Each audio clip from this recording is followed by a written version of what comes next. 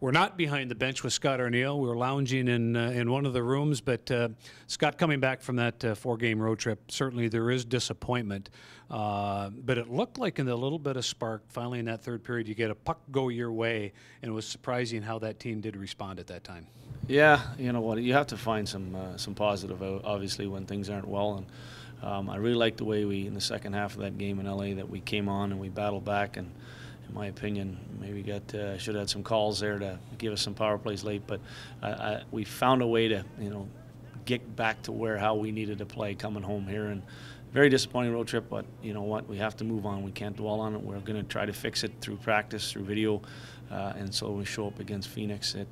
Our best game is ready to go. During the course of that hockey game, you certainly went out of character from what we've seen from the first 40 games, but you were doing it for that team. Rick Nash trying to get something going, but for you to be able to stand down in front of your team and make something of a, well, you tried to get them fired up.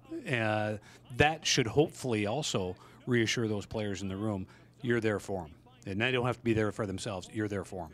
Well, I mean, if you don't certainly back your players and your captain, and then the players are going to recognize that. And I want to do whatever I can to help the game, make the game easier for them. And I've tried to be patient with the way Rick has been handled. And it came to a point the other night where I thought it affected, 1-goal game. I thought it affected the situation where we very well should have, and could have had a power play and had a chance to tie that game up. And Rick's been taking a lot of abuse here recently, and he got a penalty early in the game that was, real questionable, a real hook that was we were real questioned on. But at the end of the day, it is what it is. We can't complain about that, but I'd like to certainly see him treated better. Yeah, we get in late yesterday. You come in here today, and your practice was one of high tempo, number one, but battles, guys competing low. Well, I think that our schedule in December, playing the 16 games, has really had an adverse effect on us in the fact that we got away from our style of play. We got away from our systems. We got away from our structure. I think it affected our conditioning a little bit. And to do it today was finally a relief to get us out there. We did some video work before practice, getting back to our systems.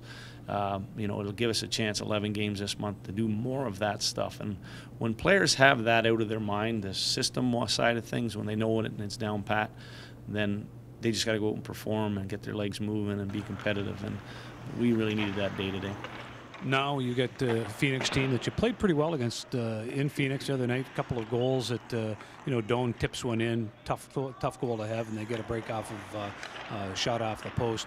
What's your approach tomorrow when this team comes into the building? Certainly having 2 of the next 3 at home is big for this hockey team. Yeah, like you talked about the second half of that LA game, I want the momentum to hopefully we come in and start that way against Phoenix. And we've been pretty good here at home recently, and we want to continue to be that tough to play against in here. We want to make sure that we get teams on their heels, and a Phoenix team that has a lot of veterans, and they've got guys that have played the game for a while. That we make it hard on them. That we make sure that we're every chance we get that we're making them play in their end of the rink, and get our building energized and get them behind us so that we can really use these 2 points. Do you have the weekend series with Detroit circled? Because it was the last time we played, we had an opportunity to jump into first place in the Western Conference, and since that point, it's a little downhill. 2 games we played well against the Red Wings, but certainly a big weekend.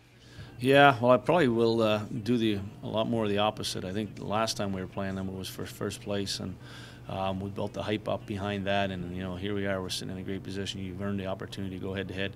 I think this one is just, let's not build it up. It is another game against a real good opponent.